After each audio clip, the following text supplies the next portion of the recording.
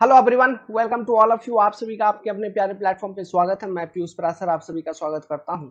आशा करता हूं सभी का तैयारी काफी अच्छे से चल रहा होगा, सभी लोग अच्छे से मन लगा के पढ़ रहे होंगे। जो भी एग्जामिनेशन देने जा रहे हैं वो एग्जामिनेशन के लिए आप रेडी होंगे और अटेम्प्ट करके आएंगे बहुत अच्छे तरीके से। हम पढ़ रहे थे सॉइल मैकेनिक्स। सॉइल मैकेनिक्स में हमने कंपैक्शन वाला चैप्टर खत्म किया है। अब उसके आगे हम पढ़ेंगे कंप्रेसिबिलिटी एंड कंसोलिडेशन। ठीक है, चलिए। तो आगे कंटिन्यू करने से पहले मैं आपसे एक चीज या आपको एक बात याद दिलाना चाहता हूं। जो कॉम्पैक्शन में हमने मुख्य रूप से पढ़ा है वो क्या पढ़ा। एक पर्टिकुलर सॉइल होती है, उसमें एयर वॉइड अगर है तो हम क्या रोलर वगैरह चला के या रैमर वगैरह चला के या वाइब्रेटर चला के, that is by applying artificial dynamic loading. Artificial dynamic loading उस सॉइल में जो एयर वॉइड हुआ करते थे वो एयर वॉइड को कम करते थे। एयर वॉइड को कम किया तो वो कॉम्पैक्शन हो गया, मतलब सॉइल की डेंसिफिकेशन हो गई। ये शॉर्ट पीरियड ऑफ टाइम में हम अचीव कर लेते थे। बहुत ही कम समय में कॉम्पैक्शन ऑफ सॉइल कंप्लीट हो जाती थी। दूसरी बात ये, तीसरी बात मैंने आपको ये बता रखा था, हम कितना भी ज्यादा कॉम्पैक्शन कर लें प्रैक्टिकली कभी भी हम 100% एयर वॉइड को रिमूव नहीं कर सकते। So after completing the compaction process, ये आपका वो पहला स्टेज जो मैंने यहाँ पे थ्री फेज डायग्राम दिखा रखा है, ये है। थोड़ा सा एयर वॉइड है, वाटर है पोर के अंदर, फिर सॉइल सॉलिड है। ये आपका वो स्टेज है just after completion of compaction. अब यहां से होती है कंसोलिडेशन स्टार्ट। कंसोलिडेशन कहने का मतलब है जो ये पोर वाटर है ना, इसको रिमूव करना है। जब पोर वाटर को भी हम रिमूव करेंगे तो कुछ ना कुछ सेटलमेंट होगा, है ना। तो वही सेटलमेंट का कैलकुलेशन इस पर्टिकुलर चैप्टर में हमको करना है। डिफरेंट डिफरेंट सॉइल का सेटलमेंट का रेंज अलग अलग होता है। जैसे सैंड का सेटलमेंट का अमाउंट कुछ और होता है, क्ले का सेटलमेंट का अमाउंट कुछ और होता है। बेसिकली जो सबसे ज्यादा सेटलमेंट नोट डाउन किया जाता है वो कोहेजिव सॉइल में किया जाता है। जैसे कि क्लेई सॉइल अगर है उसमें सबसे ज्यादा सेटलमेंट होता है। क्यों, कैसे, वो आगे हम एक्सप्लेन कर रहे होंगे। ठीक है, लेकिन अब पहले इस पर्टिकुलर डायग्राम को समझते हैं। तो यहाँ पे एक टर्म देखिए, दो टर्म है, एक तो है कंप्रेसिबिलिटी आपका, दूसरा है कंसोलिडेशन। टर्म को समझो। कंप्रेसिबिलिटी टर्म का मतलब एक जनरल वर्ड। कंप्रेसिबिलिटी में आपका कॉम्पैक्शन भी आ गया, कंसोलिडेशन भी आ गया। This is a general term to represent that soil is getting compressed, that is the volume of soil is reducing. ये मतलब है आपका कंप्रेसिबिलिटी का। एक जनरल टर्म है कंप्रेसिबिलिटी, जिसके अंदर कॉम्पैक्शन भी आ जाता है, कंसोलिडेशन भी आ जाता है। समझ गए। कॉम्पैक्शन मतलब removal of air void, consolidation मतलब रिमूवल ऑफ पोर वाटर। समझ में आ रहा है। और ये दोनों आगे किसके अंदर, कंप्रेसिबिलिटी के अंदर। जितने भी बात मैं बता रहा हूं सब कुछ लिखवाऊंगा, घबराने की जरूरत नहीं है, सुनते चलो पहले। तो कंप्रेसिबिलिटी एक जनरल वर्ड है जो क्या क्या बताता है कि there is reduction in volume of soil. ठीक है, अब देखिए बात, एक एजम्पशन है यहाँ पे। सॉइल को as a semi infinite consider किया गया है। सॉइल को as a semi infinite consider किया गया है। सेमी इन्फिनाइट कंसिडर करने का मतलब क्या है, सब लिखवाऊंगा, बस सुनते चलो समझते चलो। सेमी इन्फिनाइट कंसिडर करने का मतलब ये है, तुम देख रहे हो कहीं पर भी खड़े हो जाओगे, किसी मैदान में, ग्राउंड में, अपने कहीं पर जहां पर भी खड़े हो, देखो ना अगल बगल कितना बड़ा जमीन है, जहां भी देखो खाली जमीन जमीन जमीन है ना। तो यार वॉल्यूम चेंज कैसे मेजर करेगा। तो यहां पे देखो ये एरिया, ये मान लो एरिया, ये इन्फिनाइट है, area is infinite, depth of soil is considered as finite. जो सॉइल की डेप्थ है उसको हम कंसिडर करते हैं फाइनाइट, इसलिए कहा जाता है सेमी इन्फिनाइट। ठीक है, और जो वॉल्यूम चेंज हम मेजर करते हैं, हम मेजर करते हैं इन terms of reduction in depth. Area का रिडक्शन नहीं, इन terms of reduction of depth. Depth पहले इतना था, अब सेटलमेंट हुई, कंसोलिडेशन वगैरह हुई या कंप्रेशन जो भी हुआ, डेप्थ इतना हो गया, तो वॉल्यूम में चेंज हुआ है। That is volume change is related to change in depth. समझ गए बात को। ये जो लॉजिक निकल के आती है वो इसलिए निकल के आती है क्योंकि we are assuming that soil is semi infinite. Semi infinite शब्द का मतलब समझ गए, area infinite but depth of soil is finite. Clear है। कंप्रेसिबिलिटी शब्द का मतलब समझ गए, it is a general word जिसमें कॉम्पैक्शन और कंसोलिडेशन दोनों ही आ जाता है। कंप्रेसिबिलिटी मतलब simply change in volume of soil. Change in volume मतलब ये भी नहीं कि वॉल्यूम इंक्रीज हो रहा है, कंप्रेस हो रहा है मतलब वॉल्यूम डिक्रीज हो रहा है। ठीक है, this is your compressibility. Compressibility clear, इसको हटाओ। अब हम आते हैं कंसोलिडेशन के ऊपर। कंसोलिडेशन मतलब expulsion of pore water from the soil. अलग अलग सॉइल में अलग अलग अमाउंट ऑफ पोर वाटर होते हैं, तो उसको बाहर निकालना है, जितना बाहर निकल सकता है उतना बाहर निकालना है। अब वो पोर वाटर अगर बाहर निकलेगा तो क्या होगा, अगेन पोर पोर वाटर मतलब जो पोर है वो भी तो वॉइड है, उसमें वॉइड में ही तो पानी है। वो जब बाहर निकलेगी तो वॉइड कम रही होगी ना, जब वॉइड कमेगी तुम्हारी तो जो सॉइल है वो दबेगा ना, तो वही उसी चीज को हम कह रहे हैं सेटलमेंट। उसी का कैलकुलेशन इस पर्टिकुलर चैप्टर में हमको करना है। ये करना क्यों है, अरे भाई तुमने कंपैक्शन कर दिया पहले, ठीक है, कंपैक्शन कर दिया, उसके बाद तुम अभी कंस्ट्रक्शन करोगे, मान लो, लेकिन जहां पे कंस्ट्रक्शन कर रहे हो वो सॉइल ऐसा है कि उसमें सेटलमेंट हो सकता है, उसमें सेटलमेंट हो सकता है, और आपने बिना सेटलमेंट एनालिसिस का, ठीक है, सेटलमेंट वगैरह फाइंड आउट नहीं किया, उसके बिना बिना सेटलमेंट एनालिसिस किए चढ़ा दिया स्ट्रक्चर, बना दिया स्ट्रक्चर बढ़िया। तो अब ऐसे केसेस में क्या होगा, वो लोडिंग, स्ट्रक्चरल लोडिंग के कारण उसमें सेटलमेंट होगी धीरे धीरे। ये एक लंबा प्रोसेस है, ऐसा नहीं कि जैसे कॉम्पैक्शन एक 24 घंटे में कंप्लीट हो गया, तो ये 24 घंटे में नहीं होगा, ये इसके लिए 6 साल भी लगेंगे। लेकिन अगर मान लो 5-6 साल लगा सेटलमेंट होते होते और एक सिग्निफिकेंट अमाउंट ऑफ सेटलमेंट हो गया, तो स्ट्रक्चर धसेगा कि नहीं। मान लो 5 सेंटीमीटर भी हुआ, 6-7 सेंटीमीटर भी हुआ, वहां तक हो गया, तो स्ट्रक्चर धसा कि नहीं। जब स्ट्रक्चर धसेगा तो ये भी संभावना है कि डिफरेंशियल सेटलमेंट हो, मतलब ये स्ट्रक्चर है, स्ट्रक्चर का बेस मान लो ये वाला पार्ट ज्यादा धस गया, ये थोड़ा कम धसा, तो डिफरेंशियल सेटलमेंट हो जाएगा। तो ऐसे केसेस में वो तो स्ट्रक्चर रिजिड है तुम्हारा, तो जब डिफरेंशियल सेटलमेंट हुआ, कोई नीचे कोई ऊपर, तो स्ट्रेसेस की वजह से क्रैक डेवलपमेंट होगा। अब रिजिड स्ट्रक्चर है, यहाँ पे अगर क्रैक डेवलपमेंट होता है, इससे दीवार वगैरह कनेक्टेड है, दीवार चिनक जाएगा, दीवार फट जाएगा, स्ट्रक्चर फेलियर। इसलिए हमको सेटलमेंट एनालिसिस कंस्ट्रक्शन से पहले करना होता है। जिस भी सॉइल पे आप कंस्ट्रक्शन कर रहे हैं, उस सॉइल का सेटलमेंट एनालिसिस हमको कंस्ट्रक्शन से पहले करना होता है। इसके लिए हमारे पास प्रॉपर टेस्ट है, उस सॉइल को लेबोरेटरी में लेके आते हैं, फिर उस पर ऑडियोमीटर, ऑइडोमीटर, ठीक है, ऑडियोमीटर ऑइडोमीटर बोलते हैं, ऑइडोमीटर टेस्ट हम कंडक्ट करते हैं। वहां से हम फिर बहुत सारे कोफिशिएंट वगैरह होता है, वो कोफिशिएंट वगैरह हम फाइंड आउट करते हैं। अलग अलग तरह के कर्व बनते हैं वहां पे, ऑइडोमीटर टेस्ट हम पढ़ेंगे, अलग अलग बहुत सारा डिटेल पढ़ेंगे, तो अलग अलग कर्व वहां पे बनते हैं, उसके अकॉर्डिंग एनालिसिस करने के बाद फिर सेटलमेंट का कैलकुलेशन करते हैं। ठीक है, फिर उसके अकॉर्डिंग हम स्ट्रक्चर को डिजाइन करते हैं। समझ में आ रही है बात, ठीक है। वेल चलो, तो देखो कंसिडरेशन थोड़ा सा अलग है, किससे, जो भी बता रहा हूं ना सब कुछ लिखवाऊंगा, अभी घबराने की जरूरत नहीं है, पहले ये डायग्राम को समझो। ये डायग्राम आपको बनानी है, ठीक है, लेकिन कब, जब मैं कंप्लीट कर लूं उसके बाद। देखो यार,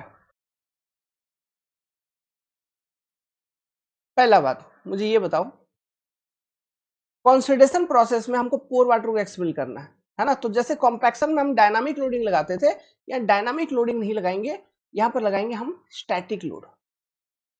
हम क्या लगा रहे हैं, स्टैटिक लोडिंग, स्टैटिक लोडिंग। अब सोचो बात, जब हम लोडिंग लगा रहे हैं, this is your static loading, जब हम लोडिंग लगा रहे हैं, ये सॉइल सॉलिड मान लो, सॉइल सॉलिड में कहीं पर एक पर्टिकुलर सेक्शन पे एक्स पे, लोडिंग लगाने से पहले फिर लोडिंग लगाने के बाद इफेक्टिव स्ट्रेस में कुछ ना कुछ चेंज हुआ होगा। हाँ सर हुआ होगा, तो वो चेंज इन इफेक्टिव स्ट्रेस के कारण ही सब कुछ होगा, समझ गए। और इफेक्टिव स्ट्रेस में क्या चेंज हुआ होगा, बेसिकली इंक्रीज हुई होगी, effective stress of soil solid बढ़ी होगी, तो इफेक्टिव स्ट्रेस बढ़ी होगी। लोडिंग लगा रहे हो, इफेक्टिव स्ट्रेस का बढ़ना मतलब दो सॉइल पार्टिकल, सॉइल सॉलिड के पार्टिकल एक दूसरे के करीब आ रहे हैं, प्यार मोहब्बत बढ़ रहा है उनमें, वो करीब आ रहे हैं मतलब उनके बीच में जो पानी वानी था वो कहीं ना कहीं आउट, बाहर निकलेगा। अच्छा सर दिमाग लगा रहे हो, समझ रहे हो क्या हो रहा है ना, तो सब कुछ जो भी हो रहा है चेंज इन इफेक्टिव स्ट्रेस के कारण, ठीक है, तो वो होगा।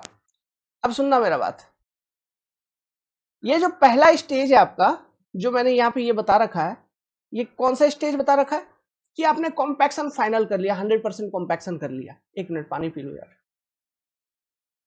तबीयत थोड़ा खराब है ना, वो बुखार उखार था हमको, 2 दिन से बेड रेस्ट पे था, अभी भी मेडिसिन पे ही हूँ। तो देखो यार, आपने 100% कॉम्पैक्शन कर लिया, तो 100% कॉम्पैक्शन भले ही कर लिया, लेकिन एयर वॉइड तो आपका 100% रिमूव नहीं होता है practically after compaction.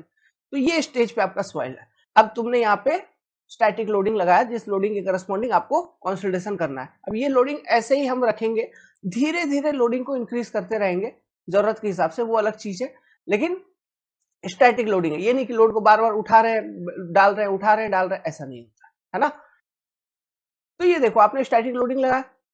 For example, जैसे कभी तुम देखो किसी इलाके में हम क्या करते हैं, प्रैक्टिकल चीज बता रहा हूँ, कोई फाउंडेशन की एक्सकावेशन हुई है और वो इलाका ऐसा है कि मान लो वहां पे सेटलमेंट बहुत है। सेटलमेंट बहुत होने का मतलब क्या है, वो आपको आगे समझ में आएगा, लेकिन मैं बता देता हूँ। नीचे फाइन ग्रेन सॉइल होगी, क्ले का लेयर होगी, ठीक है, और वहां पे पानी बहुत भरा हुआ होगा, मतलब पोर वाटर वगैरह भी काफी होगा, तो फिर वहां सेटलमेंट ज्यादा हो सकती है। क्योंकि जब तुम स्ट्रक्चर कंस्ट्रक्ट कर दोगे, पानी बाहर निकलेगा ही निकलेगा, दबाव के कारण, लोडिंग के कारण, है ना। तो इसलिए हम क्या करते हैं कभी कभी भाई, यहाँ पर जो सैंड सैंड होता है, सैंड सैंड का मतलब बालू, बस्ता में, सीमेंट के बस्ता में बालू भर के रख देते हैं ये पूरे इलाके में, हाँ, ये करते हैं। या फिर पत्थर वगैरह, बोल्डर वगैरह, पत्थर वगैरह लाके डंप कर देते हैं, कुछ भी ऐसा, और वो छोड़ देते हैं, साल 1.5 साल 2 साल तक बिल्डर छोड़ देता है, होने दो कंसिडरेशन जितना होना, जितना पोर वाटर निकलना है निकलने दो। तो फाउंडेशन के गड्ढे में तुम देखोगे पूरा गड्ढा पानी से भर जाता है, तो पानी किधर से, नीचे से निकल रही होती है, ये सॉइल को दबा रहा होता है, ये स्टैटिक लोडिंग, वो कंसंट्रेशन हो रही होती है। समझ में आ रहा है। फिर वो वाटर को डी वाटर कर दिया जाता है, तो उस जगह का कंसंट्रेशन कंप्लीट होता है। फिर उसके बाद जो भी स्ट्रक्चर उठानी है, फिर हम उठाते हैं। और जो भी कंसंट्रेशन और होनी होती है ड्यूरिंग कंस्ट्रक्शन फेज, जैसे जैसे स्ट्रक्चरल लोडिंग आते चलती है ड्यूरिंग कंस्ट्रक्शन फेज, और जितना दबना होता है वो दब जाता है, कंप्लीट हो जाता है कंसोलिडेशन आपका, मतलब उसकी सेटलमेंट आपका कंप्लीट हो जाता है, जितना होना था सेटलमेंट हो गया। फिर जब कंप्लीट स्ट्रक्चर बन जाती है तो उतना टेंशन नहीं होती है। आपने देखा होगा ये सब चीज, नहीं देखा होगा तो गूगल पे फोटो मारना, ठीक है, ऐसा होता है। तो देखो यार, जब स्टार्टिंग में आपने स्टैटिक लोडिंग लगाया, तो जो वॉइड बचा हुआ था, एयर वॉइड, ये आपका एयर वॉइड है, this is your air void. तो जो एयर वॉइड बचा हुआ था, ये तुरंत क्या हो जाएगा, कंप्रेस हो जाएगा, स्टैटिक लोडिंग के इफेक्ट के कारण ये तुरंत कंप्रेस हो जाएगा। तो ये जो एयर वॉइड कंप्रेस हुआ, इसको बोला जाता है इनिशियल कंप्रेशन। इनिशियल कंप्रेशन, ये कंसोलिडेशन नहीं है, ये कंप्रेशन, इनिशियल कंप्रेशन, ठीक है। इसका बेसिक नाम जो है वो क्या है, इनिशियल कंप्रेशन। इसमें हो क्या रहा है, एयर वॉइड इज एक्सपेल्ड, ठीक है।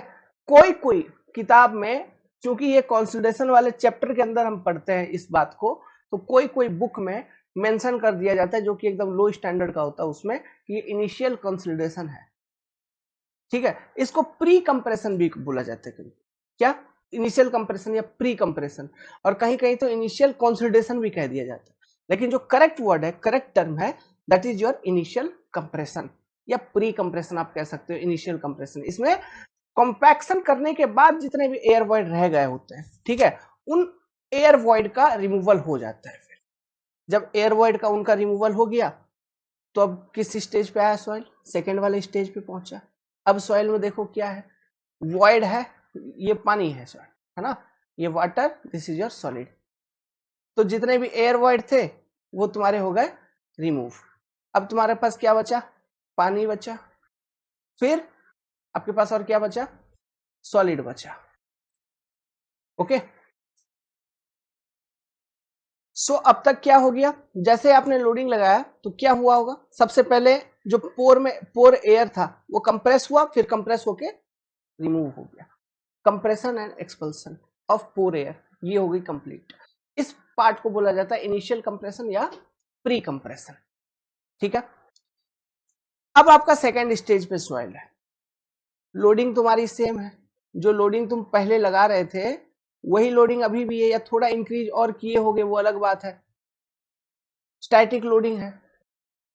अब क्या होगा, जब पोर रिमूव हो गया, अब वाटर की होगी कंप्रेशन, ठीक है, जो वाटर पोर वाटर है इसका कंप्रेशन होगा।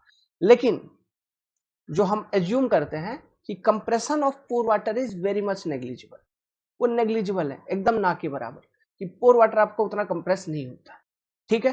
तो पहले हम बात करेंगे कंप्रेशन ऑफ पोर वाटर, जो कि नेग्लिजिबल अमाउंट का होगा। उसके बाद ड्यू टू दैट लोडिंग, जो पोर है इससे पानी बाहर निकलना चालू हो जाएगा, ठीक है। Expulsion of pore water, expulsion of pore water.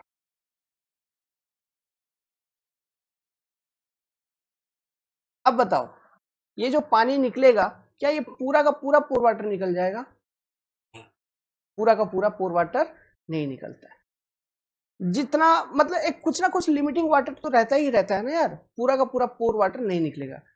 पढ़े हो श्रिंकेज लिमिट, उसके करस्पॉन्डिंग आपका सॉइल का वॉल्यूम कांस्टेंट हो जाता है ना, तो वहां उससे ज्यादा तो वॉल्यूम कंप्रेस होगा नहीं सॉइल का, तो उससे ज्यादा वो आपका मतलब श्रिंकेज लिमिट के करस्पॉन्डिंग जो भी वॉल्यूम, उससे कम तो वॉल्यूम होता नहीं है ना। श्रिंकेज लिमिट के करस्पॉन्डिंग जो भी वॉल्यूम है, ड्राई स्टेट के करस्पॉन्डिंग वही वॉल्यूम है। तो श्रिंकेज लिमिट के करस्पॉन्डिंग जो भी वॉइड है, ड्राई स्टेट के करस्पॉन्डिंग वही वॉइड होगा। तो श्रिंकेज लिमिट के करस्पॉन्डिंग जो भी पानी हो सकता है, उतना पानी तो रहेगा ही रहेगा ना।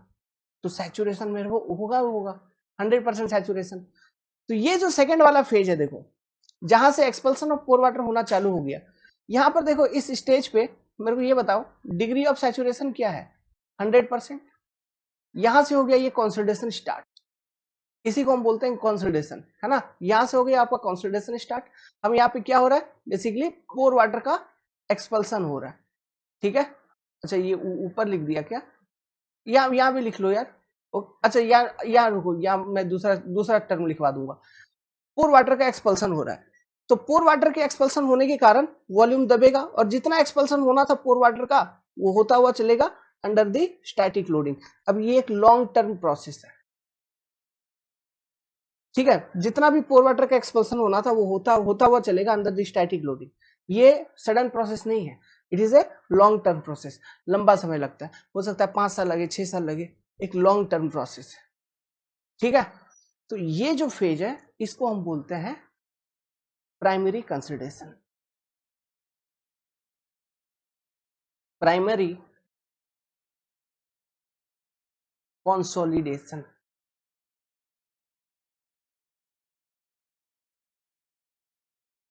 या फिर इसी को हम बोलते हैं 1 डिग्री कंसोलिडेशन।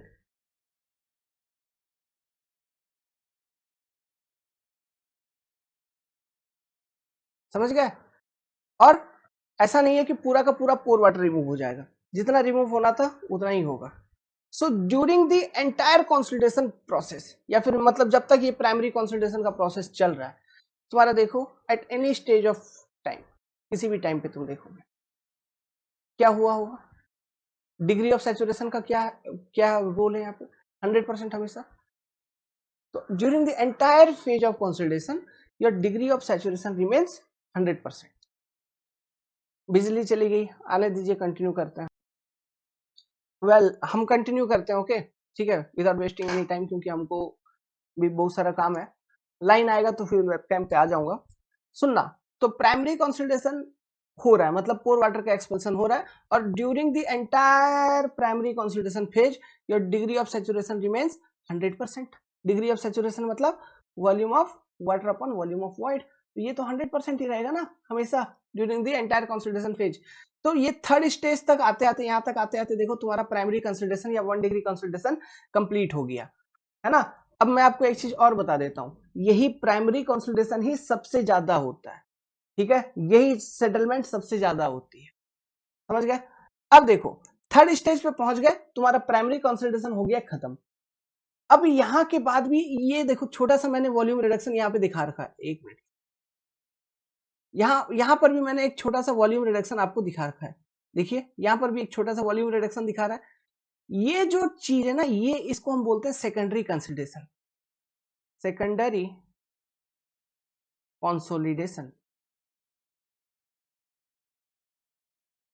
ओके, ये सेकेंडरी कंसिडरेशन काफी नेग्लिजिबल अमाउंट की होती है, बहुत ही नेग्लिजिबल अमाउंट की, मतलब इसके कारण जो सेटलमेंट होती है वो बहुत ही कम होती है, और ये सभी तरह के सॉइल में होते भी नहीं है, ये उन्हीं तरह के सॉइल में होते हैं जिसमें प्लास्टिसिटी हो, है ना। तो ये जो सेकेंडरी कंसोलिडेशन होता है, जो तीसरे स्टेज के बाद आपको देखने को मिल रहा है, ये उन्हीं तरह के सॉइल में होता है जिसमें प्लास्टिसिटी हो। क्या बोल दिया मैंने? जिसमें प्लास्टिसिटी हो। जैसे हाईली प्लास्टिक क्ले का अगर मैं बात करूं, तो वहां पे जैसे हाईली प्लास्टिक क्ले, जैसे कि ब्लैक कॉटन सॉइल या फिर बेंटोनाइट क्ले, इस तरह के सॉइल में ये सेकेंडरी कंसोलिडेशन हो रही होगी। समझना, बात को ध्यान से समझना। मतलब सैंड वगैरह अगर है, कोहेजनलेस सॉइल अगर है जिसमें प्लास्टिसिटी कम है या है ही नहीं, उसमें सेकेंडरी कंसोलिडेशन हो ही नहीं रही होगी, है ना। तो ये तो एक तो सभी तरह के सॉइल में होता नहीं है, और जिस सॉइल में होता है उसका वैल्यू भी उतना ज्यादा नहीं होता है, वो काफी कम होती है, तो इसलिए जनरली इसको हम नेग्लेक्ट कर देते हैं, और जो ओवरऑल कंसोलिडेशन के कारण जो सेटलमेंट होती है, वो हम प्राइमरी कंसोलिडेशन के कारण जो भी सेटलमेंट हो रही होती है वही हम निकाल रहे होते हैं। लॉजिक क्लियर है? ठीक है। अब कारण मुझे बताओ कि ये सेकेंडरी कंसिडरेशन के पीछे का रीजन क्या है। पहला बात, ये चीज ध्यान रखना, देखो स्टेज 3 तक जब हम पहुंचे, तब तक क्या हुआ? प्राइमरी कंसिडरेशन कंप्लीट, मतलब जितना भी पोर वाटर को एक्सपेल होना है वो हो गया। अब इसके बाद पोर वाटर का एक्सपल्सन नहीं होगा, ठीक है। नो पोर वाटर एक्सपल्सन फर्दर, यहां लिख देता हूं, नो पोर वाटर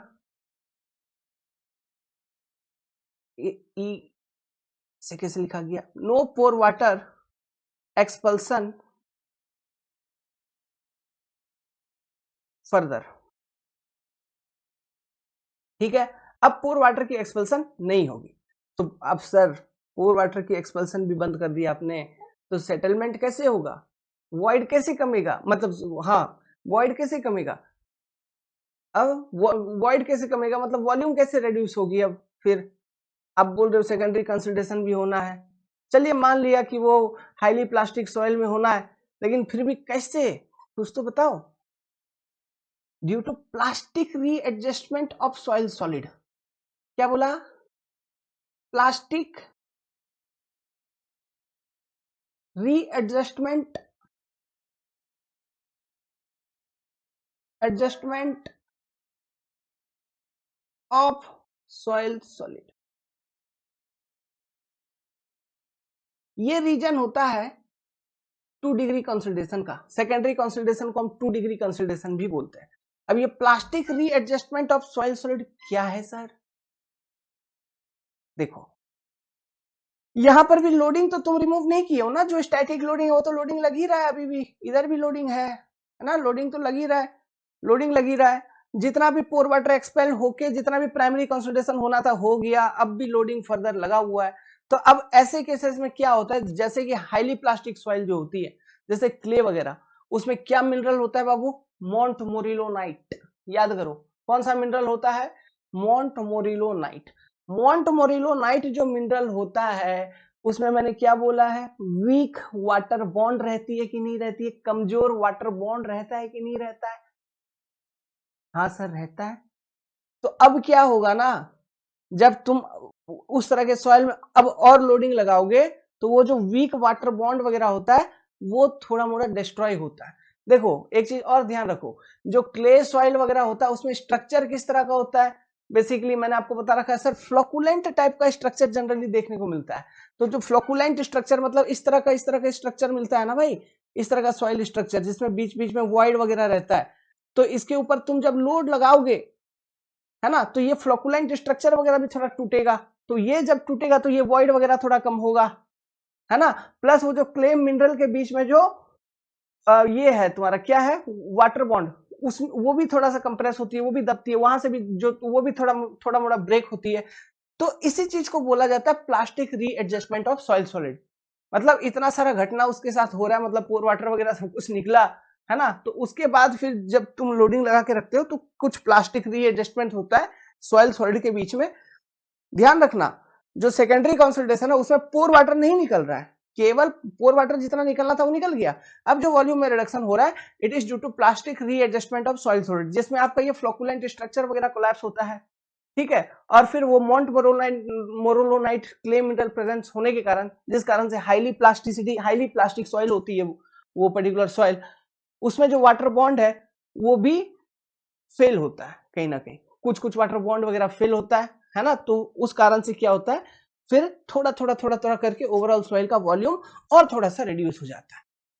इसका परसेंटेज काफी कम है। काफी कम कहने का मतलब है, जैसे कि अगर मैं बोलूं प्राइमरी कंसोलिडेशन 100% हो रही है, तो प्राइमरी कंसोलिडेशन का 10 से 15% होता है ये सेकेंडरी कंसोलिडेशन, बहुत कम, वो भी किसमें, वो भी हाईली प्लास्टिक सॉइल में। बाकी जिसमें ये प्लास्टिसिटी वगैरह नहीं है, जो फाइन ग्रेन सॉइल नहीं है, जैसे क्ले, सैंड वगैरह, उसमें तो आपको देखने को मिलेगा ही नहीं, है ना। तो ये due to plastic readjustment of soil solid, ये तो कंसोलिडेशन हो रही है जिसको हम सेकेंडरी कंसोलिडेशन बोलते हैं, ये केवल हाईली प्लास्टिक सॉइल में होता है, without expulsion of pore water. यहाँ पे कंसोलिडेशन या सेटलमेंट हो रही होती है जिसकी मैग्नीट्यूड काफी कम होती है। सो इन जनरल एनालिसिस हम इस चीज को नेग्लेक्ट करते हैं, settlement due to secondary consolidation हम कैलकुलेट नहीं करते हैं। जो भी मैक्सिमम कैलकुलेशन किया जाता है सेटलमेंट का, वो किया जाता है settlement due to primary consolidation of soil, ठीक है, जिसमें पोर वाटर की एक्सपल्सन हो रही होती है। समझ गए बात को? ओके, तो ये सारे बात है गुरु। अच्छा, प्लास्टिक रीएडजस्टमेंट होने के बाद क्या होता है, जो सॉइल सॉलिड है वो और ज्यादा स्टेबल फॉर्म में आते हैं। ऑब्वियसली स्टेबल फॉर्म में आएंगे ना, जितना जितना भी जो भी जहां पर भी दब सकता था वो वहां पे दब जाएगा, और एक ज्यादा कॉम्पैक्ट और स्टेबल फॉर्म में आके रहेगी वो, है कि नहीं। तो ये सारी चीजें हैं, तो इसको लिखा जाए, थोड़ा सा लिखा जाए। ये डायग्राम आप बना लीजिएगा, कौन सा, ये चैप्टर का हेडिंग डालिए, ठीक है, कंप्रेसिबिलिटी एंड कंसोलिडेशन। फिर ये डायग्राम आप बना लीजिएगा अपने कॉपी में स्टार्टिंग में, अभी सबसे पहले, इसके बाद मैं कुछ लिखवाता हूं, उसको लिखिए। चलिए अब नोट्स को लिखना चालू करिए। कंप्रेसिबिलिटी हेडिंग डालो, क्या डालोगे, कंप्रेसिबिलिटी, और लिखो when a soil mass is subjected to compressive force, जब हम कंप्रेसिव फोर्स डालते हैं सॉइल मास के ऊपर, its volume decreases like other material, जैसा सभी मटेरियल का वॉल्यूम डिक्रीज होता है उस तरह से सॉइल का भी डिक्रीज होता है। इसी चीज को हम बोलते हैं कंप्रेसिबिलिटी। सो कंप्रेसिबिलिटी को क्या है, compressibility is the process of decrease in volume of soil solid. एक मिनट यार, सॉइल सॉलिड यहाँ पे काट दो, decrease in volume of soil solid, गलती से टाइप हो गया होगा हमसे, decrease in volume of soil due to increase in load. Load increase होने का क्या मतलब है, मैंने आपको समझाया था, अभी एक पर्टिकुलर सॉइल मास है, ठीक है, अब तुम इस पे लोड इंक्रीज करोगे तो किसी एक सेक्शन पे इफेक्टिव स्ट्रेस बढ़ रही होती है, तो बेसिकली इफेक्टिव स्ट्रेस बढ़ने के कारण दो सॉइल सॉलिड एक दूसरे के करीब आते हैं, जिस कारण से उनके बीच का वॉइड स्पेस कम होता है, मतलब ओवरऑल एक बड़े पैमाने पर आप देखोगे वॉल्यूम रिडक्शन हो रही होती है। इसी चीज को हम कहते हैं कंप्रेसिबिलिटी ऑफ सॉइल, ठीक है। सिंस, आगे लिखिए, since soil mass is considered as semi infinite, soil mass को कैसा कंसिडर किया गया है, सेमी इनफिनाइट। पूछता है एग्जाम में कि सेमी इनफिनाइट का मतलब क्या है, इसका मतलब है area infinite and depth finite, इसलिए जो वॉल्यूम रिडक्शन होगी, इस चीज को जो हम मेजर कर रहे होंगे, देख रहे होंगे, कैलकुलेट कर रहे होंगे, ये कैलकुलेट कर रहे होंगे इन terms of change in depth only, ठीक है, इन terms of change in depth सारा मेजरमेंट होगा। आगे के लिए रास्ता साफ। आगे, कंप्रेसिबिलिटी एक जनरल टर्म है, it is a general term used for both compaction and consolidation, it is a general term used for both compaction and consolidation, ठीक। इससे पहले वाला डायग्राम बनाया होगा उम्मीद करता हूं, ठीक है, अगर बनाया तो ठीक है, अच्छी बात है, वो बना लीजिए, आपको एक पिक्चर क्लियर रहेगा। ये वाला भी एक डायग्राम बना लो साइड में, और हम ये देखेंगे, अभी ये लिखेंगे कि जब एक पर्टिकुलर सॉइल मास के ऊपर मान लो कंपैक्शन हो चुकी है, तो ये कंपैक्शन हो जाने के बाद वाली वो स्टेट है, इसके बाद आप स्टैटिक लोडिंग लगा रहे हो, तो क्या होता है, एक सीक्वेंस के फॉर्म में हम लिखेंगे कि on application of load what happens, okay, this is the sequence, on application of load what happens, क्या होता है, सबसे पहले compression of pore air compress होगा, फिर उसी पोर एयर का एक्सपल्सन होगा। ये सीक्वेंस पूछता है एग्जाम में, एज इट इज पूछता है, ठीक है, आपको ध्यान रखना है, पूछेगा ऑन एप्लीकेशन ऑफ लोड, ठीक है, तो ये स्टेटमेंट दे देगा और बोलेगा अरेंज करिए, पहले वन, फिर दूसरा, फिर तीसरा, फिर चौथा, ऐसे अरेंज करो, तो इसी सीक्वेंस में अरेंज करना आपको। पहले क्या होगा, compression of pore air, expulsion of pore air, इन दोनों को क्लब करके हम क्या बोलते हैं, कॉम्पैक्शन, ठीक। फिर कंप्रेशन ऑफ पोर वाटर जो कि नेग्लिजिबल है, हम कंसिडर नहीं करते हैं, लेकिन होना चाहिए, लेकिन नेग्लिजिबल। ठीक है, उसके बाद एक्सपल्सन ऑफ पोर वाटर होता है। इन दोनों को मिला के हम क्या बोल रहे हैं? प्राइमरी कंसोलिडेशन, जो कि सबसे अधिकतम होती है, मेन, है ना, जो कि सभी तरह के सॉइल में होते हैं। ये जो प्राइमरी कंसोलिडेशन होता है ये सभी तरह के सॉइल में होता है, चाहे वो कोहेजन लेस सॉइल हो, कोहेजिव सॉइल हो, कोई भी सॉइल, सभी तरह के सॉइल में significant amount of primary consolidation होती है। ठीक है, पांचवा क्या होगा? Compression of soil solid, again it is negligible in amount. Compression of air होगा, ठीक है, एयर कंप्रेस होने वाली चीज है, लेकिन वाटर का कंप्रेशन और सॉइल सॉलिड का कंप्रेशन वो हम नेग्लिजिबल लेके चलते हैं, लेकिन ये स्टेटमेंट हमको डालना होगा। ठीक है, sixth, plastic redistribution of soil solid to form more stable structure. अब ये चीज क्या था? ये दोनों को मिला के हम सेकेंडरी कंसोलिडेशन कहते थे। प्लास्टिक रीडिस्ट्रीब्यूशन में मतलब वो समझ रहे हो ना, कोई फ्लोकुलेंट स्ट्रक्चर वगैरह होगी तो प्राइमरी कंसोलिडेशन खत्म हो चुकी है, उसके बाद भी अगर लोडिंग लगी हुई है, ये जो स्टैटिक लोड है ये सॉइल के ऊपर लगा हुआ है और प्राइमरी कंसोलिडेशन वगैरह खत्म हो गया है, तो अब क्या होगा? Without any expulsion of pore pressure ये जो फ्लोकुलेंट स्ट्रक्चर वगैरह ये सब कोलैप्स होगी। किस तरह के सॉइल में? ऐसे सॉइल में जिसका प्लास्टिसिटी का वैल्यू हाई है, प्लास्टिक सॉइल्स में, क्योंकि वहां पे मोंट मोरोलोनाइट क्ले मिनरल होती है, तो वो सब थोड़ा ब्रेक वगैरह करते हैं और एक स्टेबल फॉर्म में आते हैं, है ना, तो उसके कारण जो थोड़ा सा वॉल्यूम रिडक्शन होता है वो होता है ये सेकेंडरी कंसोलिडेशन। एक तो देखो प्राइमरी कंसोलिडेशन भी अपने आप में एक स्लो प्रोसेस है एज कंपेयर टू कॉम्पैक्शन। अगर मैं कॉम्पैक्शन का बात करूं तो ये फास्ट है, इंस्टेंटेनियस प्रोसेस है, फास्ट प्रोसेस है कि नहीं? ओके, लेकिन कंसोलिडेशन जो है ये स्लो प्रोसेस है, तो कॉम्पैक्शन के कंपैरिजन में कंसोलिडेशन बहुत स्लो। ठीक, अब ये नहीं, प्राइमरी कंसोलिडेशन का अगर बात करूं ये बहुत स्लो, धीरे धीरे पोर वाटर निकल रहा होगा पानी से, मतलब पोर वाटर निकल रहा होगा पोर से। देखो पोर वाटर निकलने का मतलब क्या होता है? एक्चुअली क्या हो रहा होता है, देखो जैसे तुम स्टैटिक लोडिंग लगा दिए, यहाँ पे इस पर्टिकुलर डायग्राम पे आओ, ये लिख लिया होगा उम्मीद करता हूँ, इस पर्टिकुलर डायग्राम पे आओ और थोड़ा सा एक बात समझा देता हूं मैं, इसके बाद एक डेफिनेशन लिखेंगे। ये जो सेकेंड स्टेज है यहां से प्राइमरी कंसोलिडेशन स्टार्ट हुआ है, प्राइमरी कंसोलिडेशन स्टार्टेड, यहां से स्टार्ट हुआ। क्यों स्टार्ट हुआ सेकेंड स्टेज से? क्योंकि यहां से एक्सपल्सन ऑफ पोर वाटर अब होते हुए चल रही है ना, इसलिए यहां से स्टार्ट हुआ, तो ये धीरे धीरे एक्सपल हो रही है। तो ये एक्सपल होने का सीन क्या होता है? पहले देखो बेसिक सीन एज्यूम करना, सोचना, सॉइल के ऊपर जैसे तुम लोड लगा रहे हो ना, जितना वॉइड था वो पहले दब गया, उसके बाद जो पूरा का पूरा लोड है वो पूरा का पूरा लोड कौन ले रहा है? पानी लेता है। पूरा का पूरा लोड कौन ले लेता है? अपने ऊपर पानी ले लेता है ना, सॉइल सॉलिड के ऊपर कोई लोड ही नहीं आ रही होती है, वो कौन ले लेता है पूरा का पूरा लोड? पानी ले लेता है। अब पानी के ऊपर वो जो एक्सटर्नल प्रेशर आपने लगाया, एक्सटर्नल लोडिंग लगाया, वो पूरा प्रेशर पानी के ऊपर है, ठीक है, जिस कारण से पोर वाटर प्रेशर बढ़ जाती है। पोर वाटर प्रेशर क्या होती है?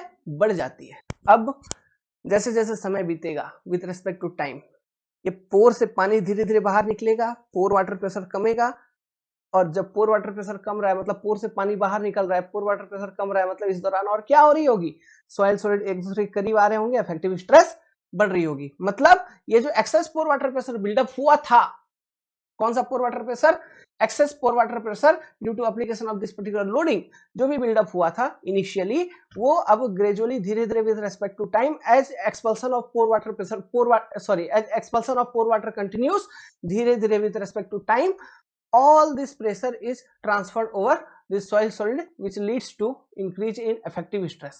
तो ये टाइम डिपेंडेंट प्रोसेस, समझ रहे हो? इस तरह से ये कंसोलिडेशन काम करता है, ठीक है। तो इस तरह से सारा जितना पोर वाटर एक्सपेल होना था उतना हो जाएगा, सारा का सारा तो नहीं होगा, एक लिमिट तक होगा, मैंने बता रखा था। एक लिमिट पे आके सॉइल वॉल्यूम मतलब वॉल्यूम ऑफ सॉइल कांस्टेंट हो जाती है श्रिंकेज लिमिट के करस्पॉन्डिंग, तो उसके करस्पॉन्डिंग जितना पोर वाटर मेंटेन रखना है वो रखेगा, उससे ज्यादा कम तो हो ही नहीं सकता ना। उसके बाद अगर कम होना है तो हीट करना पड़ेगा तब कम होगा, मतलब टेम्परेचर इफेक्ट के कारण फिर कम होता है। ऐसे जनरली ड्यू टू कंप्रेशन वो कम नहीं होगा लोडिंग के कारण, है कि नहीं? तो वहां तक वो अपना वॉल्यूम को रिड्यूस कर लेगा श्रिंकेज लिमिट तक, ठीक है। तो श्रिंकेज लिमिट के करस्पॉन्डिंग क्या बोला था? जो सॉइल का डिग्री ऑफ सैचुरेशन होता है वो 100% होता है फॉर लास्ट टाइम। उसके बियॉन्ड अगर तुम हीट करोगे, लोडिंग के कारण नहीं, हीटिंग के कारण, तब फिर वाटर चेंज होगी, वाटर मतलब वाटर की परसेंटेज चेंज होगी वॉइड से, तो फिर degree of saturation less than 100 पे जाएगा। लेकिन during entire primary concentration process degree of saturation will be remaining 100% only. समझ रहे हो बात को? ओके, तो ये एक तो प्राइमरी कंसंट्रेशन स्लो प्रोसेस है, इससे भी ज्यादा स्लो है सेकेंडरी कंसंट्रेशन की प्रोसेस। समझ रहे हो? वेरी स्लो, बहुत ही धीमे धीमे होता है, वेरी स्लो। इसलिए बहुत बहुत केसेस में हम ये सेकेंडरी कंसंट्रेशन को कंसिडर ही नहीं करते। कैलकुलेशन करने का टेक्निक है, साइंटिस्ट ने रिसर्च किया इसलिए हम पढ़ रहे हैं, हम इसका फॉर्मूला भी पढ़ेंगे कैलकुलेशन करने का, लेकिन जनरली इसको कंसिडर नहीं किया जाता है। समझे? और कोहेजनलेस सॉइल जो है, सैंड, ग्रेवल, इन सब चीजों में तो होता ही नहीं है। ये होता भी है तो प्लास्टिक सॉइल में होता है। किसमें? Black cotton soil, clay, bentonite, इन सब चीजों में, है ना। अब प्रैक्टिकली अगर मैं बात करूं, जैसा कि हम पढ़ाते हैं तो मैंने आपको बता रखा होगा कभी कभी, क्या जहां पर भी ब्लैक कॉटन सॉइल वगैरह दिखता है, ठीक है, तो वो कंस्ट्रक्शन के लिए तो है ही नहीं अच्छा, तो वहां पे हम क्या करते हैं? एक्सावेट करते हैं। एक्सावेट करके मतलब वो मिट्टी काट देते हैं, मिट्टी काट के फेंक देते हैं, फिर उसकी जगह अच्छा मिट्टी भरते हैं, उसको फिर कॉम्पैक्शन वगैरह ढंग से करके फिर उसके ऊपर स्ट्रक्चरल कंस्ट्रक्शन करते हैं। मतलब जो भी ग्राउंड है उसको इंप्रूव करके फिर हम कंस्ट्रक्शन वगैरह करते हैं। तो इसलिए इसको कंसिडर करना नहीं करना कोई मतलब का बात बनता ही नहीं है, क्योंकि हम ब्लैक कॉटन सॉइल के ऊपर कोई कंस्ट्रक्शन करेंगे ही नहीं, वैसे भी वो मिट्टी को काट के फेंकना होगा। समझ रहे हैं बात को? इसलिए जनरली इसको हम नेग्लेक्ट करते हैं इन सेटलमेंट कैलकुलेशन। ठीक है, चलो इसका डेफिनेशन लिखते हैं, किसका? प्राइमरी और सेकेंडरी कंसिडरेशन का। अच्छा, डेफिनेशन लिखने से पहले ये एक टेबल मैंने बना रखा है कंप्रेसिबिलिटी के लिए, इस टेबल को भी नोट डाउन कर लो भाई। कंप्रेसिबिलिटी में दोनों चीज आ गया, एक तो पहला आ गया आपका कॉम्पैक्शन, दूसरा आ गया कंसोलिडेशन। ठीक, ओके। फिर कंसोलिडेशन के अंदर एक आ गया प्राइमरी कंसोलिडेशन, दूसरा आ गया आपका सेकेंडरी कंसोलिडेशन। ठीक, अब एक एक करके लिखो। कॉम्पैक्शन इंस्टेंटेनियस प्रोसेस, इसमें क्या हो रहा है? सेकेंड में एक्सपल्सन ऑफ एयर वॉइड। ठीक है, degree of saturation remains always less than 100% during compaction, क्योंकि कॉम्पैक्शन के दौरान ऐसा नहीं होता है कि आप प्रैक्टिकली जो एयर वॉइड होता है उसको आप जीरो कर देते हो, ये नहीं हो पाता है ना। इसलिए degree of saturation less than 100% during compaction. Dynamic loading के कारण बेसिकली कॉम्पैक्शन होती है। कंसोलिडेशन में देखिए, प्राइमरी कंसोलिडेशन ये एक लॉन्ग टर्म प्रोसेस है, जैसे कॉम्पैक्शन इंस्टेंटेनियस था, कंसोलिडेशन एक लॉन्ग टर्म प्रोसेस है, लंबा समय लगता है इसमें। एक्सपल्सन ऑफ पोर वाटर हो रही होती है उसमें। Degree of saturation during the entire process of consolidation is 100%, ये एक स्लो प्रोसेस है। ठीक है, secondary consolidation it is also long term process, ये और भी ज्यादा slow process, it is very slow process. इसमें क्या हो रही होती है? Plastic redistribution of soil solid हो रही होती है। और एक पॉइंट लिख लो, no expulsion of pore water, no expulsion of pore water. देखिए, जितना चीज मैं आपको बता रहा हूं, जितना चीज लिखवा रहा हूं, जितना चीज पढ़ा रहा हूं, इन सब चीजों को पढ़ते हुए चलो, समझते हुए चलो और ध्यान से, क्योंकि एग्जाम में इनमें से कोई भी सेंटेंस पूछ सकता है जो ऑब्जेक्टिव क्वेश्चन, कुछ भी। ठीक है, कुछ भी, यही सब आते हैं ऑब्जेक्टिव क्वेश्चंस में, यही सारा कॉन्सेप्ट है ना। लिंक करते हुए चलो, कहानी की तरह बता के समझा रहा हूं, समझते हुए चलो। लाइट आएगा, वेबकैम पे आ जाऊंगा, बस ये डेफिनेशन लिखा के ये क्लास को बंद करूंगा, क्योंकि लाइट है नहीं, लैपटॉप का भी चार्ज है नहीं, आएगा तो फिर मैं कंटिन्यू करूंगा। प्राइमरी कंसोलिडेशन या 1 डिग्री कंसोलिडेशन क्या है? This process begins when soil is fully saturated. जब एयर वॉइड खत्म हो गया, जो भी थोड़ा बचा था कॉम्पैक्शन के बाद वो खत्म हो गया, जैसे तुम लोड लगाया वो इंस्टेंटली एयर वॉइड दब गया, इंस्टेंटेनियसली तुरंत दब गया, इनिशियल कंप्रेशन हो गया, प्री कंप्रेशन हो गया। इसके बाद फिर कंसोलिडेशन चालू होगा ना, मतलब सारा का सारा लोड तुम्हारा पानी ले लिया, excess pore water pressure buildup होगा। ठीक है, फिर धीरे धीरे वो एक्सेस पोर वाटर प्रेशर खत्म हो रही होगी, क्यों? पोर वाटर बाहर निकल रहा होगा। देखो यहाँ पोर वाटर बाहर निकल रहा है, मतलब कहीं ना कहीं सॉइल के थ्रू से पानी फ्लो होके बाहर निकल रहा है, कहीं ना कहीं परमिएबिलिटी वाली चीज भी आ रही है। तो ये सब चीज आएगी, आगे बताऊंगा तरजागी थ्योरी, है ना। तो वहां हम पढ़ेंगे, ओइडोमीटर टेस्ट पढ़ेंगे बहुत अच्छे तरीके से, पूरा एनालिसिस करेंगे। अभी तो बस बेसिक एक डेवलपमेंट कर रहा हूँ, बिल्डअप कर रहा हूँ, है ना। तो देखो बहुत सारा फैक्टर आता है जी, जैसे कि ये सॉइल है, ये दबेगा जब पानी, मान लो यहाँ पे जो पानी है ये निकल के फ्लो करके इधर से बाहर निकलेगी, कोई इधर से बाहर निकलेगी, तो इसको बोलते हैं ड्रेनेज पाथ। मान लो जैसे कि यहाँ का पानी इधर से फ्लो करके इधर भी जा रहा है, इधर से फ्लो करके इधर भी जा रहा है, तो दोनों बगल से फ्लो करके बाहर निकल रहा है, तो इसको बोलेंगे डबल ड्रेनेज, है ना। मान लीजिए, या फिर ऐसा ही है कि पानी यहाँ से एक ही तरफ फ्लो करके बाहर निकल रहा है, इसको बोलेंगे सिंगल ड्रेनेज, है ना। ये सारा चीज भी इफेक्ट करता है ये कंसोलिडेशन या सेटलमेंट को। ओके, तो हम देखेंगे आगे चल के, वो थ्योरी है हमारे पास, तरजागी थ्योरी है, थ्योरी को पढ़ेंगे। ठीक है, प्राइमरी कंसोलिडेशन का थ्योरी पढ़ेंगे, तरजागी साहब ने जो दिया था उसमें देखेंगे जो एजम्पशंस है वगैरह वगैरह किस तरह से एनालिसिस किया है। ओइडोमीटर टेस्ट पढ़ेंगे, ओइडोमीटर टेस्ट से 5 तरह के कोफिशिएंट निकालेंगे हम, 5 तरह के कोफिशिएंट निकालेंगे, जैसे कोफिशिएंट ऑफ कंप्रेशन निकालेंगे, ठीक है, कोफिशिएंट ऑफ कंप्रेसिबिलिटी निकालेंगे, कोफिशिएंट ऑफ वॉल्यूम कंप्रेशन निकालेंगे, कोफिशिएंट ऑफ कंसोलिडेशन निकालेंगे, 5 तरह का कोफिशिएंट निकालेंगे जो कि अपने आप में बहुत इंपॉर्टेंट है, जो कि पूरा सेटलमेंट एनालिसिस में यूज होता है। बहुत इंपॉर्टेंट चैप्टर है ये, है ना। तो लिखो पहला पॉइंट, प्राइमरी कंसोलिडेशन या 1 डिग्री कंसोलिडेशन इसको कहते हैं। The process begins when soil is fully saturated, comma due to increase in loading first the pore water pressure increases. मैंने क्या बोला, जैसे ही आप लोडिंग अप्लाई किए तो सारा का सारा लोड कौन ले रहा है, पोर वाटर प्रेशर ले रहा है। एंड देखो यहाँ पे लोडिंग मैंने क्या बोला था, जैसे कि स्टैटिक लोड अप्लाई कर रहे हैं तो पहले आपने कुछ स्टैटिक लोड अप्लाई कर दिया, फिर कुछ समय के बाद फिर मतलब पहले मान लो 10 बस्ता आपने डाला था, फिर कुछ समय के बाद और 10 बस्ता डाल दो, फिर और 10 बस्ता डाल दो, इस तरह से धीरे धीरे डालते रहते हैं, ऐसा नहीं कि अचानक से डाल दिया। ठीक है, धीरे धीरे इंक्रीज करते हैं, लेकिन वो लोड स्टैटिक रहती है कि नहीं। लोड लगा दिया तो लगा दिया, एक समय तक लगा दिया, इसलिए हम उसको स्टैटिक लोडिंग कहते हैं। तो जैसे ही तुम लोडिंग इंक्रीज करते हो धीरे धीरे, है ना, तो क्या होता है, वो जो भी एडिशनल लोडिंग है वो कौन बियर कर रहा होता है, सबसे पहले पोर वाटर बियर कर रहा होता है, वो सारा का सारा प्रेशर पोर वाटर पे आता है ना। फिर पोर वाटर जैसे जैसे एक्सपेल आउट करती है, बाहर निकलती है, तो प्रेशर रिड्यूस होती है और ट्रांसफर किस पे हो जाती है, सॉइल सॉलिड के ऊपर, जिस कारण से इफेक्टिव स्ट्रेस बढ़ जाती है, मतलब कंसोलिडेट हो जाती है, सेटलमेंट हो जाता है, वॉल्यूम में रिडक्शन हो जाता है। इमेजिन हो पा रहा है, लिंकअप कर पा रहे हो चीजों को, है ना। तो pressure increases and then pore water is expelled out from the soil solid under laminar condition. ध्यान रखना, जो पानी बह के बाहर निकलेगा सॉइल से वो धीरे धीरे फ्लो होके बाहर निकलेगा, slow slow slow, laminar flow condition. And volume of soil decreases, और ये reduction volume of soil decreases माने in terms of reduction in depth of soil, हम देखेंगे आगे। During entire process of primary consolidation degree of saturation remains 100%। The primary consolidation stops when expulsion of pore water from soil stops.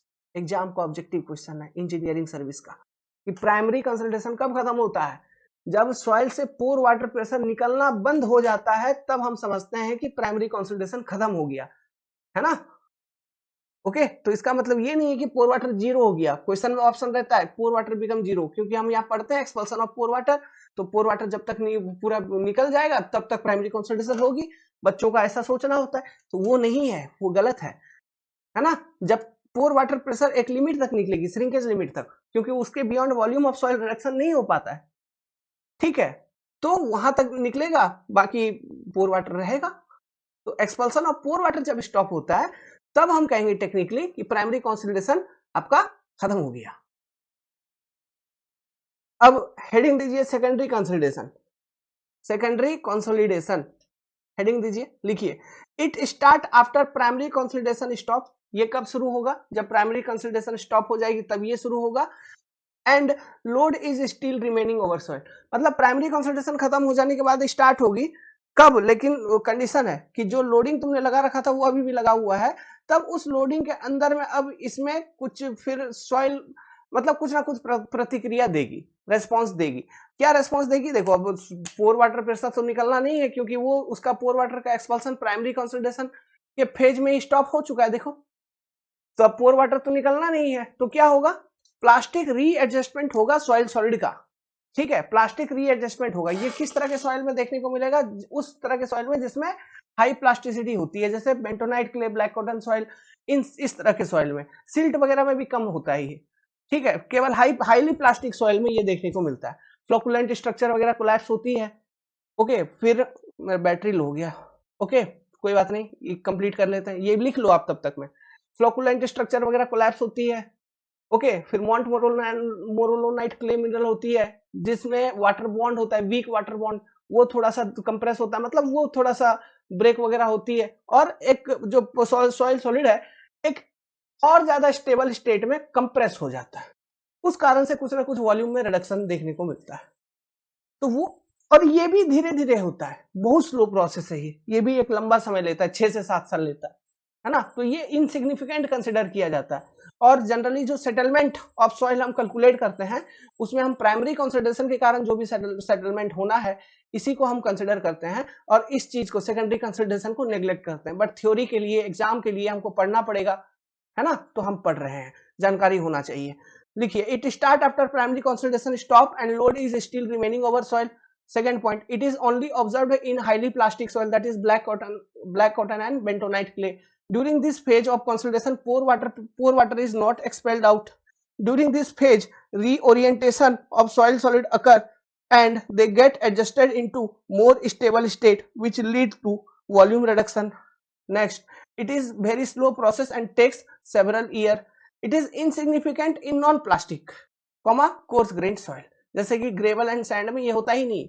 Overall second degree consolidation can be neglected as compare to primary consolidation. समझ गए बात को? ठीक है, इसी के साथ इस पर्टिकुलर क्लास को मैं यहीं पे एंड करता हूं क्योंकि करंट नहीं है, मेरा बैटरी भी चार्ज नहीं है लैपटॉप का। नेक्स्ट हम चालू करेंगे बहुत इंटरेस्टिंग, जैसे नॉर्मल कंसोलिडेशन क्या होता है, ओवर कंसोलिडेशन क्या होता है, इन सब चीजों को। फिर ओडोमीटर टेस्ट से वो 5 कोफिशिएंट निकालेंगे, मतलब पढ़ना है, आगे कंटिन्यू करेंगे। ओके, कैसा लगा क्लास आप लोगों को? अच्छा लगा तो लाइक कीजिएगा, कोई डाउट हो तो पूछिएगा। ठीक है, ऑल द बेस्ट। नोट्स बनाइए अच्छे से।